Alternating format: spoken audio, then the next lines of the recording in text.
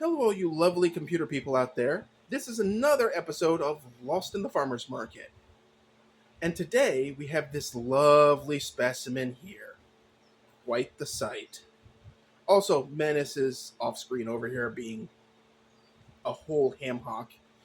But anyway, the scientific name of this plant is Cycas revoluta, commonly called the Sago Palm. And no, it isn't actually a palm. It isn't even related to the palms, except in the fact that it is a vascular plant.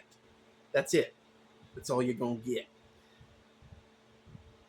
The Sago Palm belongs to the Cycadaceae family, which honestly sounds like a head shop that should be selling excess CBD and herbal compounds to help keep your yin up or whatever.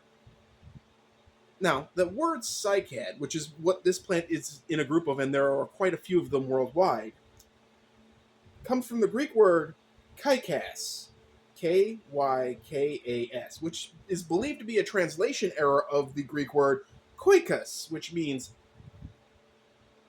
palm tree. Again, not a palm.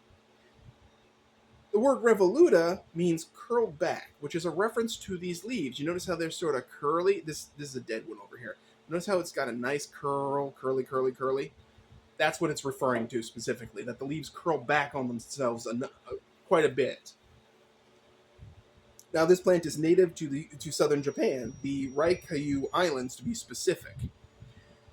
There is some mention of them being on coastal China in a certain spot or two, but I couldn't find real confirmation that they are naturally from there, that they're naturally there and they weren't planted. That's just how it is.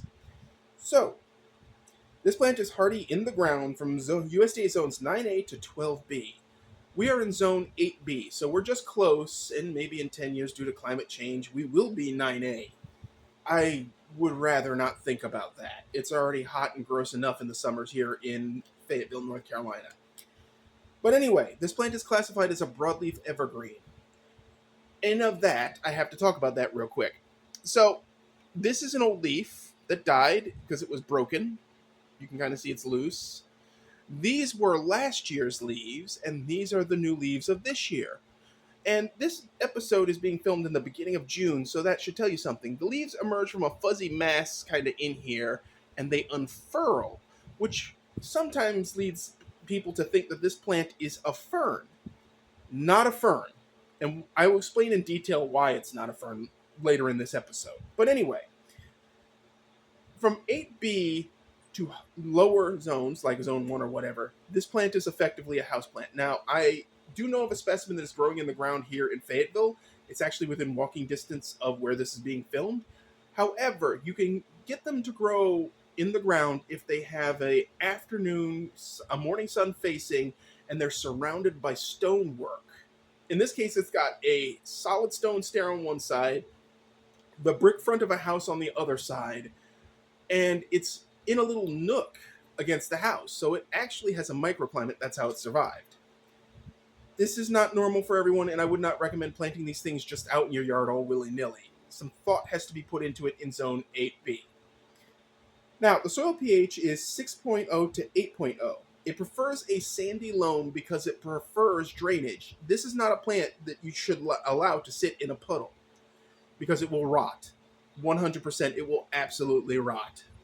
And then that's a kind of an expensive loss. Now, its exposure preference is partial shade, 2 to 6 hours per day. However, I have this specimen out in what is partial shade, though it gets a little more sun, especially in the summer hours. It won't be out in the winter because I'm just not going to risk it. Buying this plant was an investment as far as I'm concerned. Its height can be 3 to 10 feet, and its width can be 3 to 10 feet. However, I should put on that's after decades of growing, potentially. You see, this plant is very slow. As far as I know, it only puts out one set of leaves a year. That's usually sometime in late spring, early summer, and that's it. If you see a flower, that's amazing.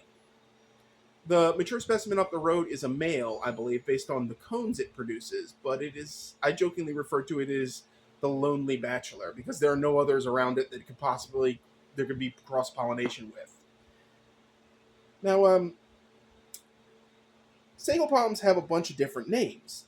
Some call them King Sago, some call them Sago Cycad. Sago Cycad sounds like a motorcycle gang. Um, Japanese Sago Palm, which is pretty accurate. And in Urdu, they call it a Kungi Palm, or Kunji Palm. I'm not sure how that's pronounced.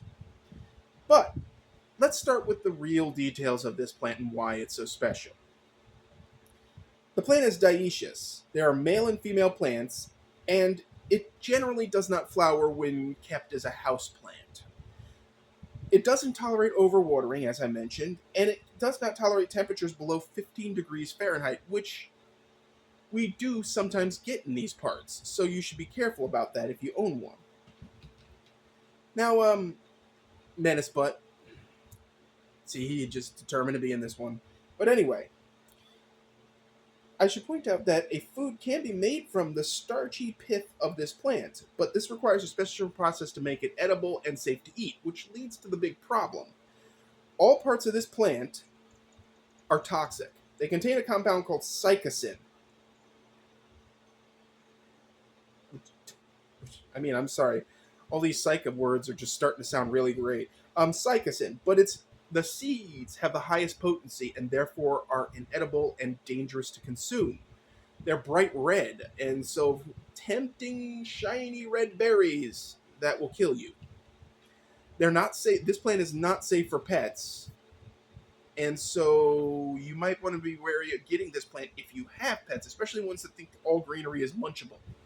And yes, I had to fight Menace off of this plant earlier, so yeah. Now, about that, we're going to go into that a little further. As I said, this plant is extremely poisonous. And the problem is that it is extremely palatable to pets. They don't know they're poisoning themselves. It just tastes like good old greenery to them. So the signs of sago poisoning appear within 12 hours of ingestion. Signs include vomiting, diarrhea, jaundice, cirrhosis, ascites. I'm not sure what that is, but I wrote it down.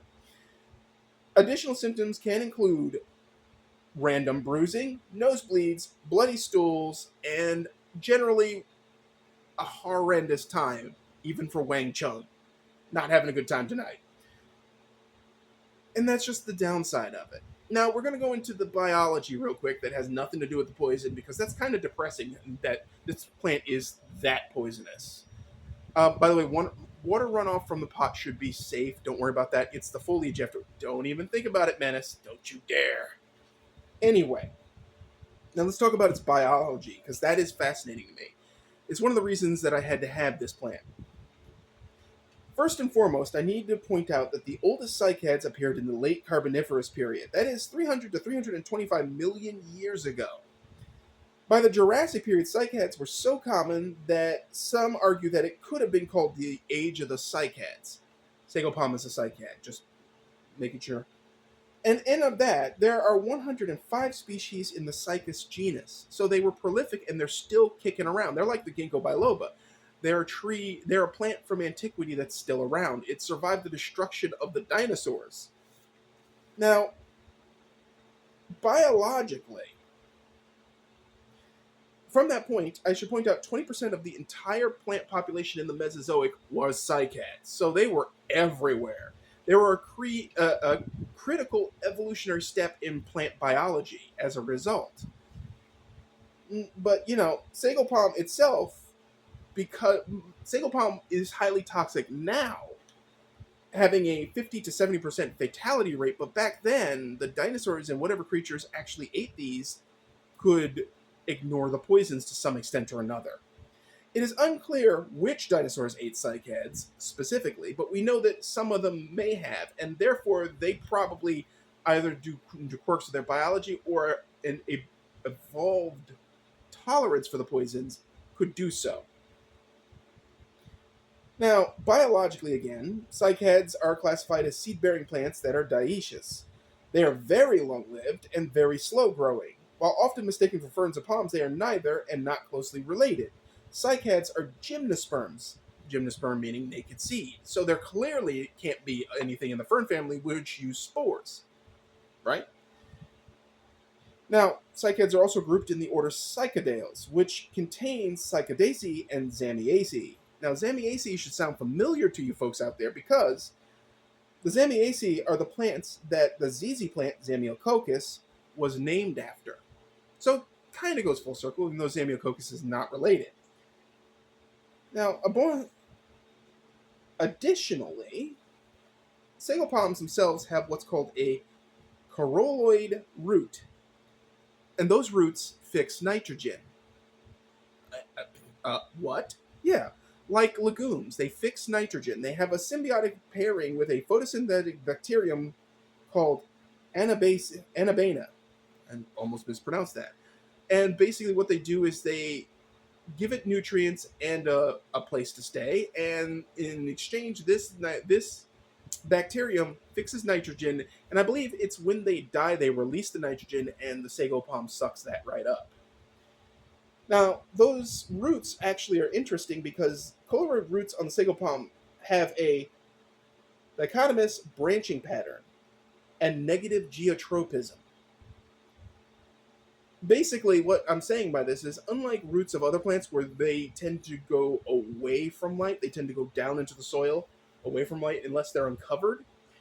These plants tend to arch upward towards light for some reason. I'm not sure what kind of biological reason that could be, other than, and this is just my standing theory as a horticulturist, they do that because their original location, probably during Pangea or something, they were in a zone that flooded and the nutrients were on the soil surface, so they'd have to go up towards light to get the nutrients, kind of like a fig.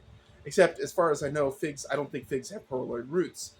It's still interesting. So this plant is biologically, historically, and unfortunately, considering that it's highly poisonous, interesting on other levels, even though you can make a food out of it. Please don't do that at home. So that is a sago palm in a nutshell, and why you should have one. Obviously, not the best plant to have around if you have kids who put things in their mouths left and right, or pets who don't know the difference. But as an interesting, weird, prehistoric, I met the dinosaurs, screw you kind of plant, it's great. Now, this is just my personal advice. I'm going to close this with my personal advice. When buying a sago palm, remember one thing. It's better to buy a bigger specimen. As I said, this one cost me $40 and it's a pretty good specimen. Yes, the pot isn't as fancy or nice as one might like. You can get it in another pot or sheathe it in a prettier pot. But the little ones that you often see at Home Depot and Blows, or Target, that French place that nobody shops at anymore, or Walmart, are often smaller. Oh, the price is going to be up there, probably. Especially if it comes in a fancy jar with those glued together rocks that I hate so much. Because why you do this?